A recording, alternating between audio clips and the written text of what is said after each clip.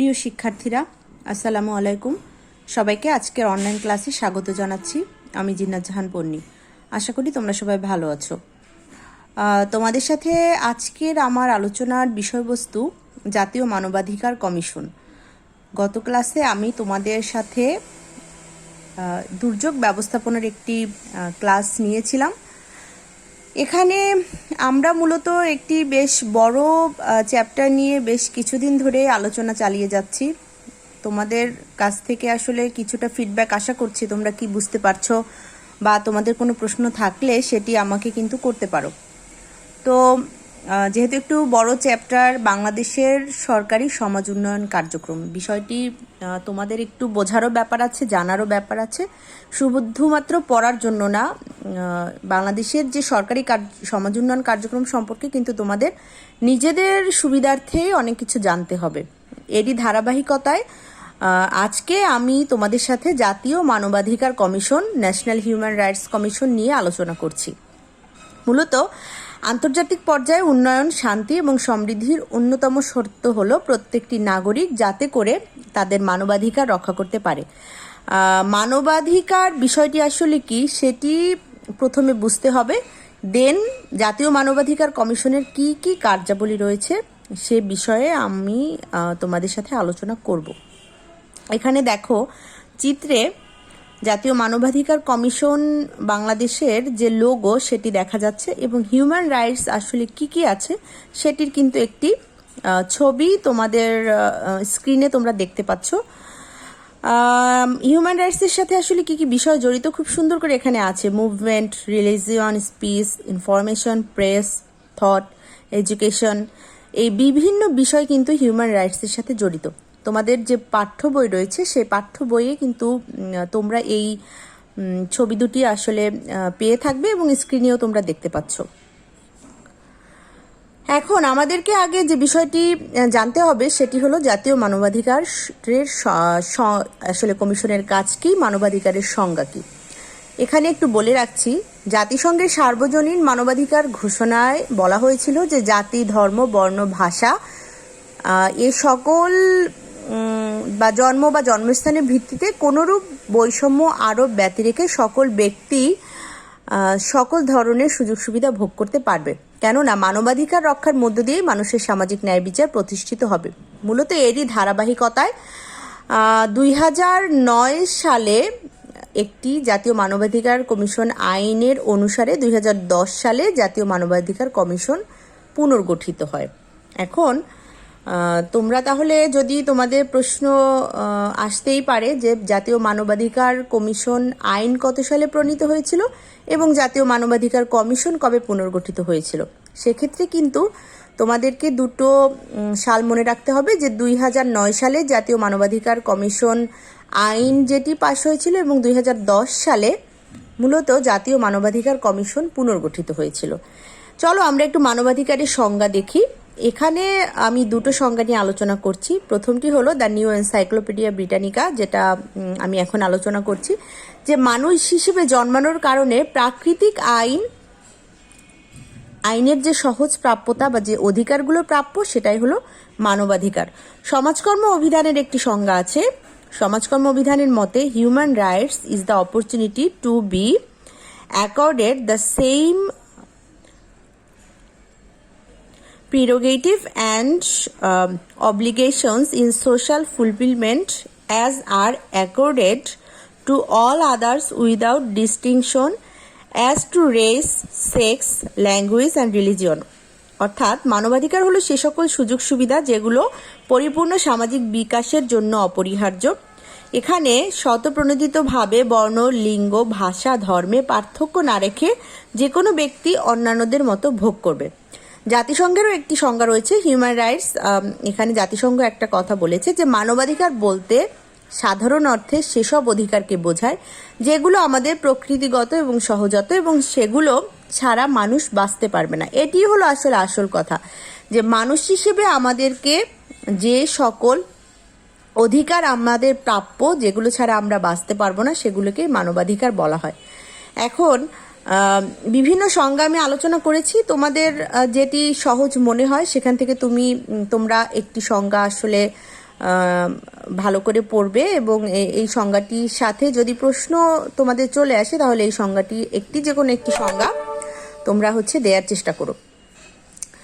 এরপরে যে বিষয়টি সেটি হলো মানবাধিকারের বৈশিষ্ট্য এবং প্রকৃতি। মূলত মানব অধিকার জিনিসটি বিষয়টি তোমাদের সাথে আলোচনা করলাম সংজ্ঞা। মানবাধিকারের প্রকৃতিগুলো কি কি আছে একটু দেখি। প্রথমত, মানবাধিকার মূলত মানুষের অস্তিত্ব এবং মর্যাদার অধিকার। মানবাধিকারের এটি একটি অন্যতম বৈশিষ্ট্য যে মানবাধিকারের মানুষের অস্তিত্ব বজায় রাখে এবং সামাজিক মর্যাদা নিয়ে বেঁচে থাকতে মানুষকে সাহায্য করে। মানুষের অধিকার, মানবাধিকারের আরেকটি বৈশিষ্ট্য হলো এটি মানুষের অধিকার। মানুষের অধিকার রক্ষায় জাতিসংঘ সর্বজনীন কিছু কর্মসূচি বাস্তবায়ন করে যাচ্ছে। ব্যক্তিত্ব এবং সৃজনশীলতাকে বিকশিত করে। মানবাধিকারের আরেকটি দিক হলো যে মানুষের যে ইনার পাওয়ার রয়েছে সেগুলোকে কিন্তু বিকশিত করে। মানুষের সৃজনশীলতার পূর্ণাঙ্গ বিকাশের পথ উন্মুক্ত করে।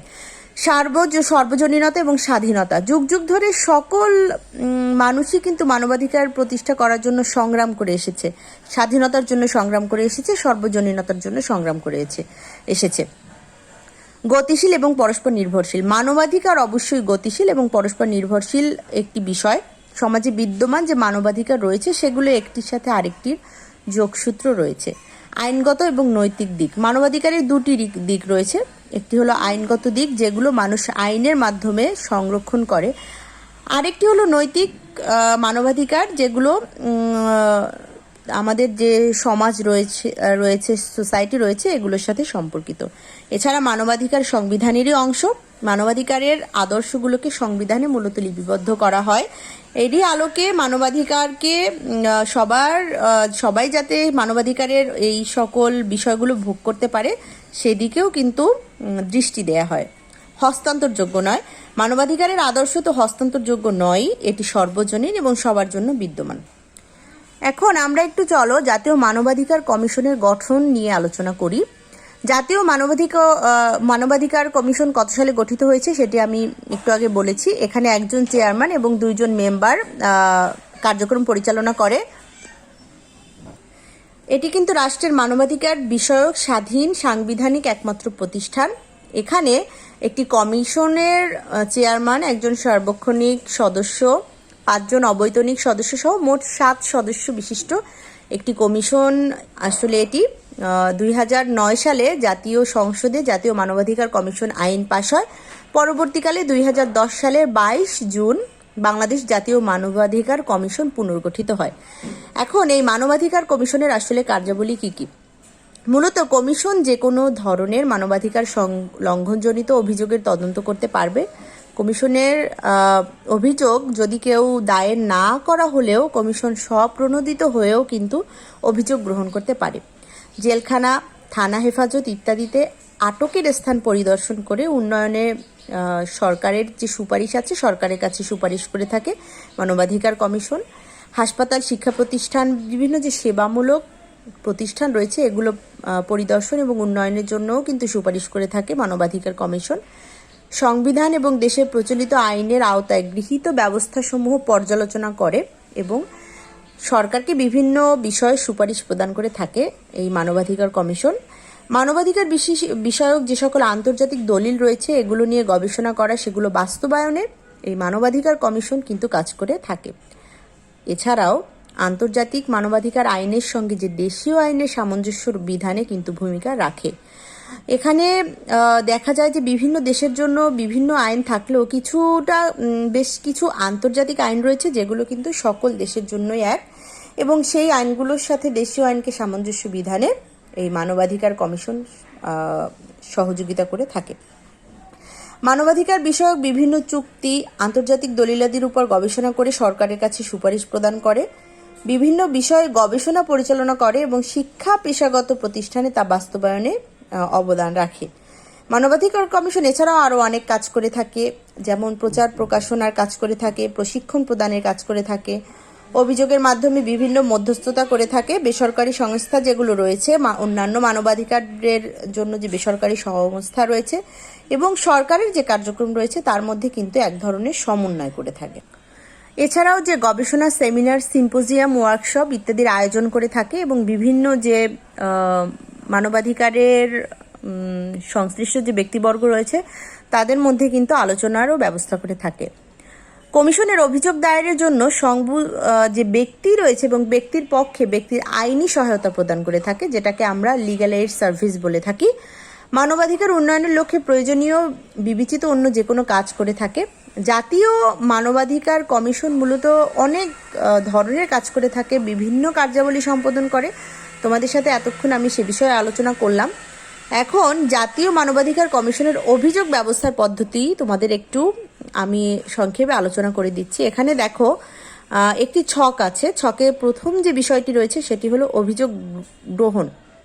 প্রথম মানবাধিকার কমিশন কোনো ব্যক্তি বা কোনো প্রতিষ্ঠান যদি অভিযোগ করে থাকে তাহলে অভিযোগ গ্রহণ করে। তারপরে যে বিষয়টি আছে সেটি হলো তদন্তের মাধ্যমে মানবাধিকার লঙ্ঘন এবং লঙ্ঘনকারীকে চিহ্নিত করে। এটির সাথে আবার দুইভাবে তারা সমাধানের চেষ্টা করে। সেটি হলো মধ্যস্থতা বা সমঝোতা এবং সরকারের কাছে সুপারিশ। মধ্যস্থতা সমঝোতার মধ্যে আবার রয়েছে জরিমানা ধার্য করে এবং আদায়ের ব্যবস্থা করে। মধ্যস্থতা ব্যর্থ হলে এবং অভিযোগের বিরুদ্ধে ব্যবস্থা গ্রহণের জন্য কর্তৃপক্ষকে নির্দেশনা প্রদান করে।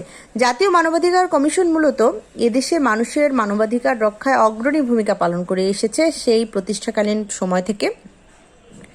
এখানে কমিশনে কিন্তু জাতি, ধর্ম, বর্ণ নির্বিশেষে যে কোনো নাগরিক তাদের অধিকার রক্ষায় অভিযোগ দায়ের করতে পারে, যে কোনো প্রতিষ্ঠানও দায়ের করতে পারে।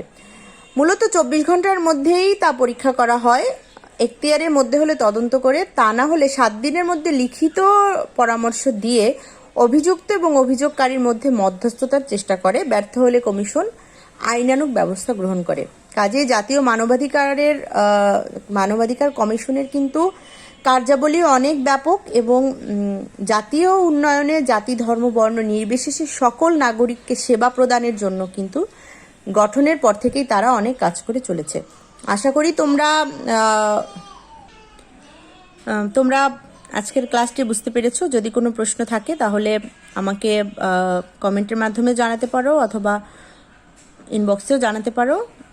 তো পরের ক্লাস পর্যন্ত সবাই ভালো থেকো, সুস্থ থেকো। আল্লাহ হাফিজ।